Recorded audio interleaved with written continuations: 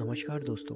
पिछली बार हमने देखा था कि कैसे एक गोली ने पूरे यूरोप में युद्ध की आग लगा दी थी। सभी देशों को लग रहा था कि युद्ध जल्दी ही खत्म हो जाएगा, लेकिन उन्हें क्या पता था कि यह लड़ाई सिर्फ कुछ हफ्तों की ही नहीं बल्कि 4 सालों की एक भयानक दास्तां बनने वाली थी। तो चलिए जानते हैं युद्ध के शुरुआती दिनों में क्या हुआ और कैसे सैनिकों को जमीन के नीचे खंडकों में छिपकर लड़ना पड़ा।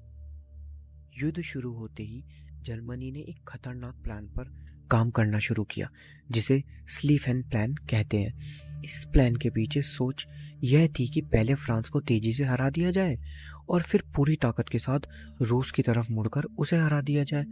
जर्मनी को लगा रूस की विशाल सेना को तैयार होने में काफ़ी समय लगेगा। जर्मन सेना ने इस प्लान के तहत फ्रांस पर हमला करने के लिए बेल्जियम की जमीन से गुजरना शुरू किया। हालांकि ब्रिटेन और फ्रांस की सेनाओं ने मिलकर इस हमले का मुकाबला किया। जब जर्मन सेना पेरिस के नज़दीक पहुंची तो दोनों सेनाओं के बीच एक ज़बरदस्त लड़ाई हुई और जर्मनी को पीछे हटना पड़ा। बस यहीं से लड़ाई ने एक अलग ही मोड़ ले लिया। दोनों तरफ की सेनाएं एक दूसरे को आगे नहीं बढ़ा पा रही थी। ऐसे में सैनिकों ने अपनी सुरक्षा के लिए जमीन में लंबी लंबी खाइयां खोदना शुरू कर दिया। ये खाइयां देखते ही देखते मीलों तक फैल गई और इस तरह खंडक युद्ध की शुरुआत हुई। ये खंडक मौत का दूसरा नाम बन गई थी। सैनिक दिन रात इन खंडकों में रहते थे, जो कीचड़, बीमारी और चूहों से भरी होती थी। दोनों तरफ की खंडकों के बीच की जगह को नो मैंस लैंड कहा जाता था, जहां जाना मतलब मौत को गले लगाना था। सैनिक अक्सर जहरीली गैस, मशीन गन और तोपों के हमलों का शिकार होते थे। जो लड़ाइयाँ कुछ हफ्तों में ख़त्म होने वाली थी, वह एक जगह पर रुक गई। यूरोप के पश्चिमी मोर्चों पर एक भयानक गतिरोध बन गया था।